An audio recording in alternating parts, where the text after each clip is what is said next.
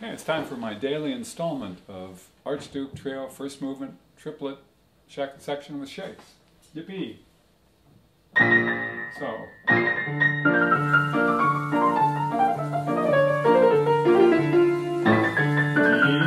fourth finger, A7, little one, that's the fourth.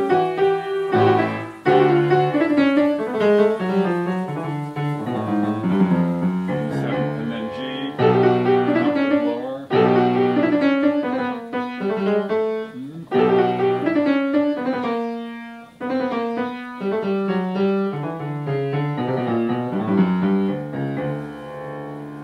So that's an example of relative mindlessness as opposed to mindfulness.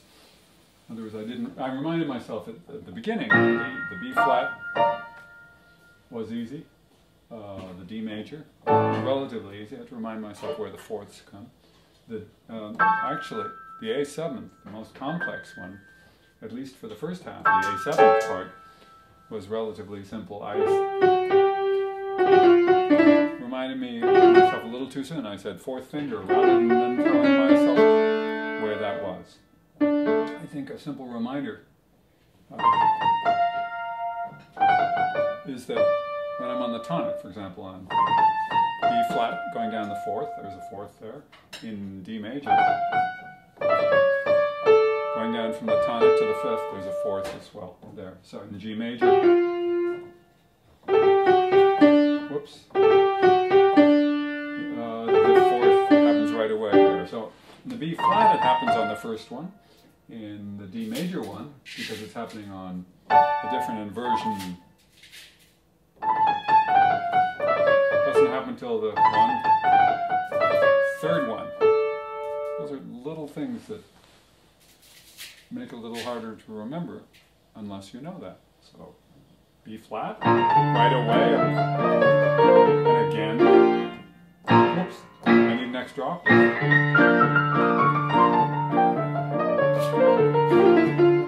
As I said, D major starts on the second inversion, or at least on the fifth of the chord. So, but I neglected to mention this is I have a white to black third, so I get a fourth anyway, but for a different reason. Here's the fourth for the reason of the fourth.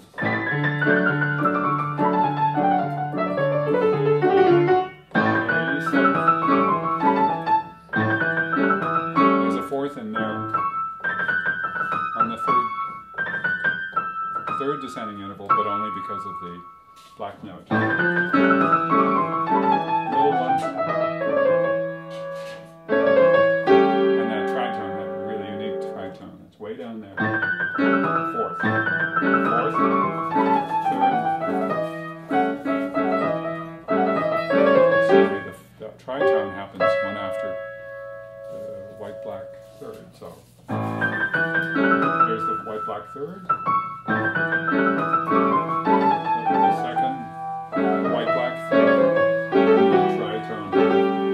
And a bunch of thirds. Whoops.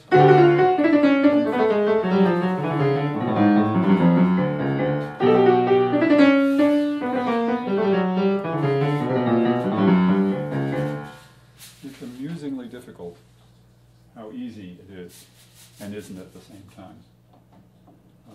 Let me try the seventh again. I've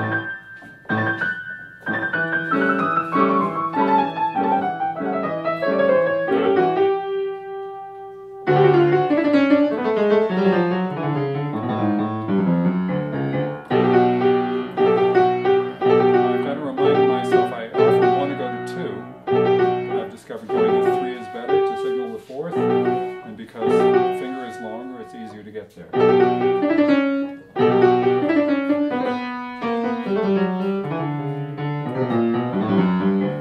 Much too rushed. In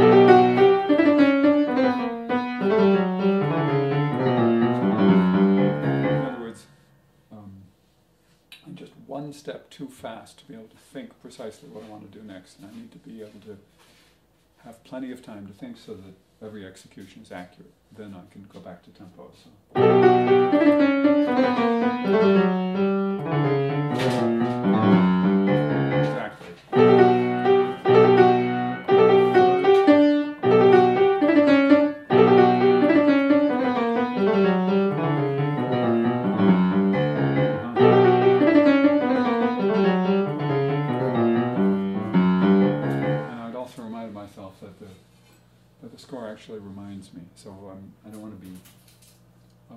dependent on my memory, nor dependent on the score. I want the score as a reference, and I want any solution that I find to just put me at my ease. So that's what it did. So I looked at the keyboard when I needed to. That's good. Go back.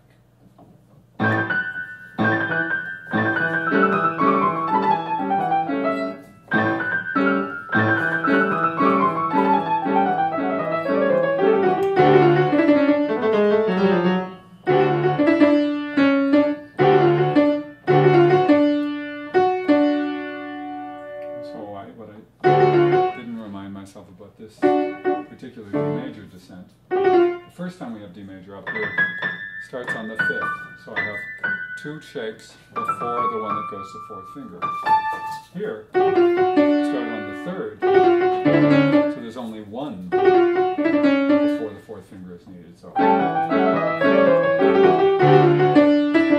that means there's a lot of force in quick succession. The 4th, the 4th, the 3rd, the 4th. Wow.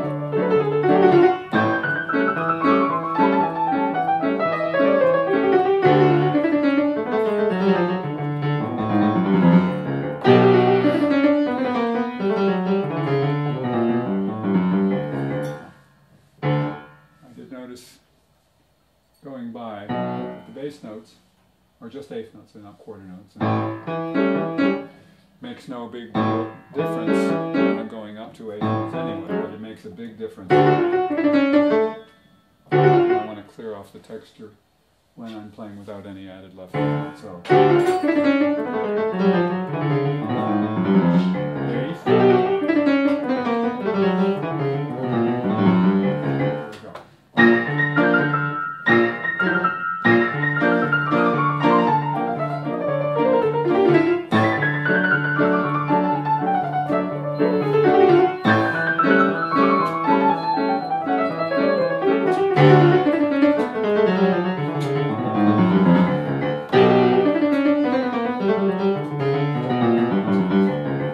Still some arbitrariness, I'm throwing in some extra force, but it's not hindering the accuracy. So the accuracy is going up, and that's my review for these few moments.